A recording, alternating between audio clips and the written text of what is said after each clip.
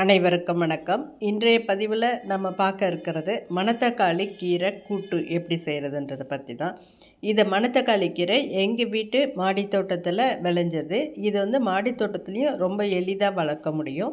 இயற்கையாகவே எல்லா இடங்கள்லையுமே மழை பெஞ்சாலே முளைக்கும். அதிக பூச்சி நோய் தாக்குதல் எதுவுமே இருக்காது.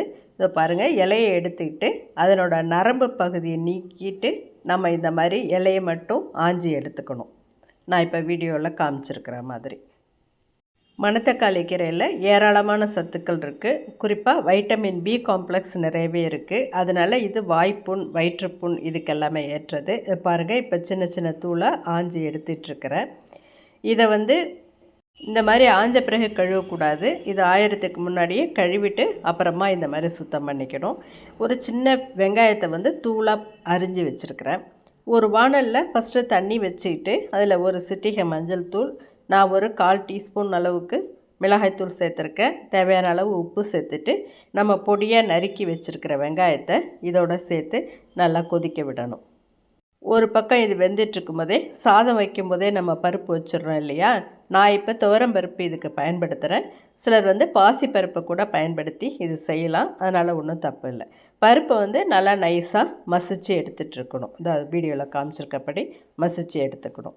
இப்போது வெங்காயம் வெந்துடுச்சான்னு பார்த்துக்கோங்க. வெங்காயம் வெந்ததும் அதில் நம்ம சுத்தம் பண்ணி ஆஞ்சி வச்சுருக்கிற கீரையை சேர்த்து கொதிக்க விடணும். கீரை நல்லா ஒரு பக்கம் வெந்துட்டுருக்கும்போதே ஒரு கிண்ணத்தில் ஒரு 1/4 டீஸ்பூன் அளவுக்கு நான் அரிசி மாவு எடுத்திருக்கேன். இது எதுக்காகனாக்க, நம்ம இதை கரைச்சி ஊற்றும் பொழுது நம்ம கூட்டு நல்லா திக்காக வரும். கன்சிஸ்டன்சி திக்காக இருக்கணும், தண்ணியும் சக்கையுமாக இருக்கக்கூடாதுன்றதுக்காக இந்த அரிசி மாவு நம்ம சேர்க்குறது. அரிசி மாவு கட்டி இல்லாமல் அந்த மாதிரி கரைச்சி எடுத்துக்கணும். இப்போ கீரையும் வெந்துடுச்சான்னு நல்லா செக் பண்ணிக்கிட்டு இப்போ இது கூட நம்ம கடைஞ்சி வச்சுருக்கிற பருப்பை சேர்த்துக்கணும். பருப்பை சேர்த்து நல்லா கலந்து விட்டுக்கணும். ஒரு 2 நிமிஷம் கொதிக்க விடணும். நல்ல கொதி வந்த பிறகு நம்ம ஏற்கனவே கரைச்சி வச்சுருக்கோம் இல்லையா, அந்த அரிசி மாவை இதோட சேர்த்துக்கணும். சேர்த்துட்டு 1 நிமிஷம் அந்த பச்சை வாசனை போகிற அளவுக்கு கொதிச்சா போதும். நம்ம கன்சிஸ்டன்சி நல்லா திக்காக வந்துடும்.